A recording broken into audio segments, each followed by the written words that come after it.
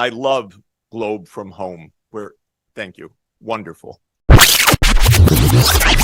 Rajeev, some sort of concrete suggestions, actions on how education systems can promote global citizenship. I know something you feel really strongly about. Sure, Robert. The series is about examples from the field. And I just want to extend on what we were saying earlier about global citizenship being central to building a sustainable future. We didn't start off with the idea when we started offering climate education.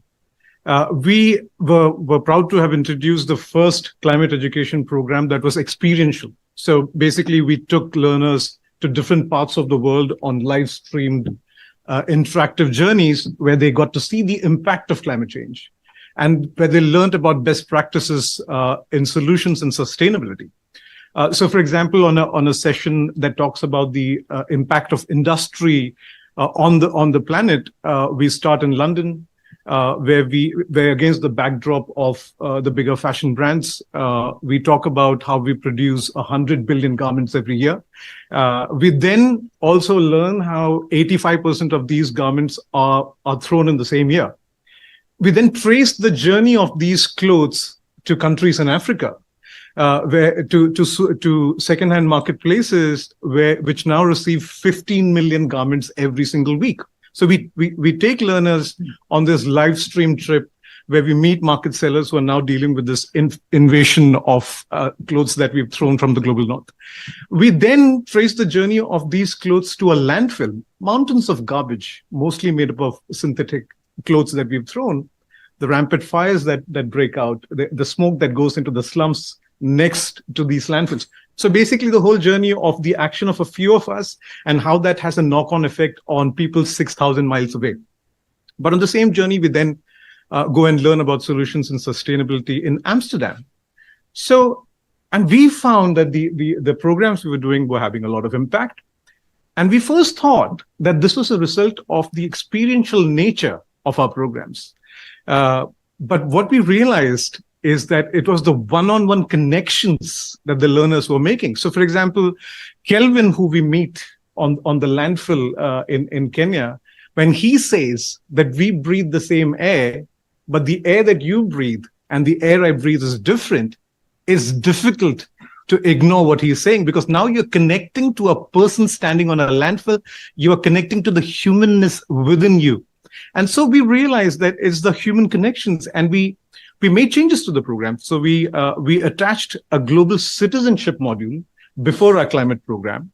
And so now learners started going to different countries around the world and discovering cultures, discovering global religions and languages, and also identifying their similarities amidst the differences. We also added a climate action module to the end of this program, because we wanted to see what happens when you offer learners global citizenship education. And so more recently, we offered this education to students in 3 countries, India, Pakistan, and Zimbabwe. And we all know that India and Pakistan haven't been the most friendliest of neighbors. But on this program, what we found is that learners were not only connecting with people that they met in climate impacted countries, but they were also connecting with each other. So the students in India and the students in Pakistan, they were telling each other stories. They were writing poems for each other. They were distraught when they parted ways. And one learning that I really want to emphasize on is what we saw at the end with the climate action project.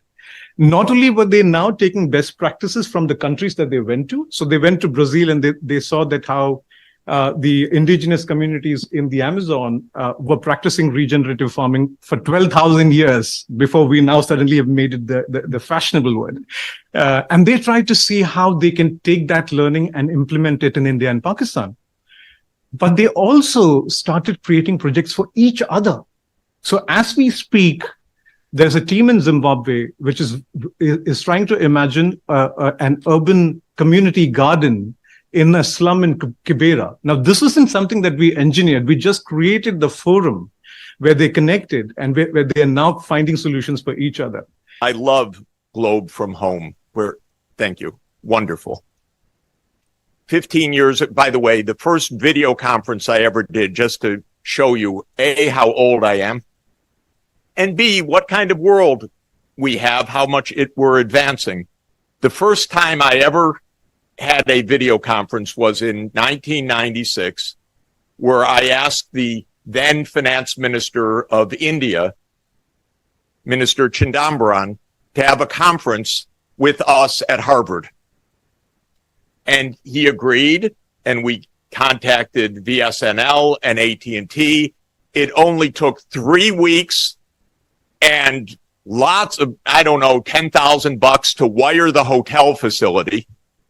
And then we had a miracle that the finance minister was on a screen and we talked live to him. It was a world changer for me. I could barely believe it.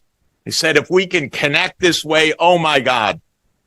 12 years later, I developed something at Columbia we called the Global Classroom. And the idea was to connect campuses around the world to get together online. That was 15 years ago, in 2008. And all we had to do was hire a full-time operator who would make the calls into each of the campuses and then manage the discussion in the chat room and so on. So the cost had come down probably 100-fold from, or 1,000-fold from the event with Mr. Chidambaran. Now my life is nothing but Zooms. This is probably the first occasion that I see real human beings in a long time. It's free. We can connect the world. We can connect students, exactly what you're saying. We can reach students that are otherwise without a school nearby. All we need, deal with the telecoms. Go to Reliance, get some low-cost geos in their hands. Ask any of the tech companies in the telecoms. Don't expect the students to be online without data and without a device. And don't expect them not to lose the device, by the way, or break it the third day. So have a little resources in this. Get Apple to put something in. Get Google to put something in. Get Reliance to put something in. Get Bharti Airtel to put something in. We just need to ask them, but at scale, not as another pilot project. No more pilots. We will learn along the way, of course. Education is never done learning. My pedagogy, how I teach and interact, of course, is completely different from 40 years ago. By the way, for the first 30 years, it seemed exactly the same.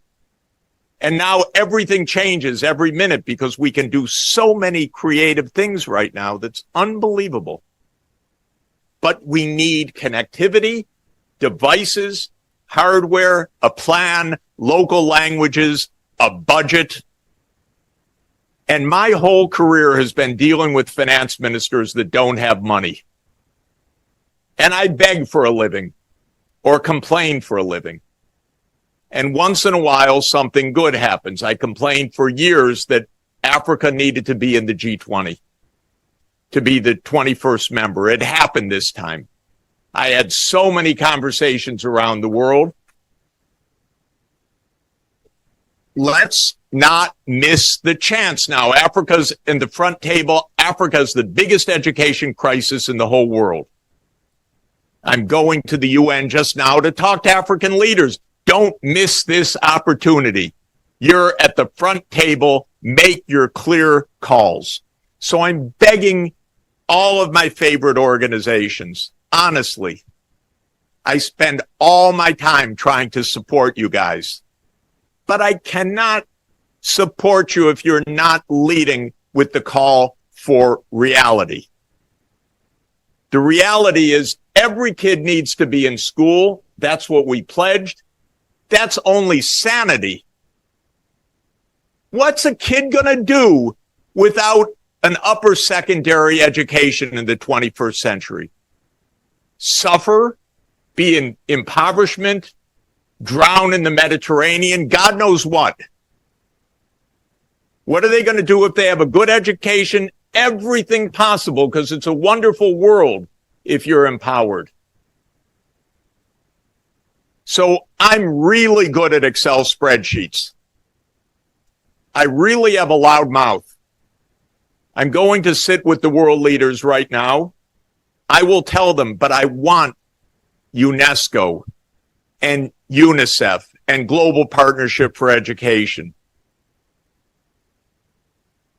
and UNHCR, because you have a lot of kids in camps and dislocated and displaced. I want you to listen to Sheikh Moza. Education above all. Mean it. Thank you very much.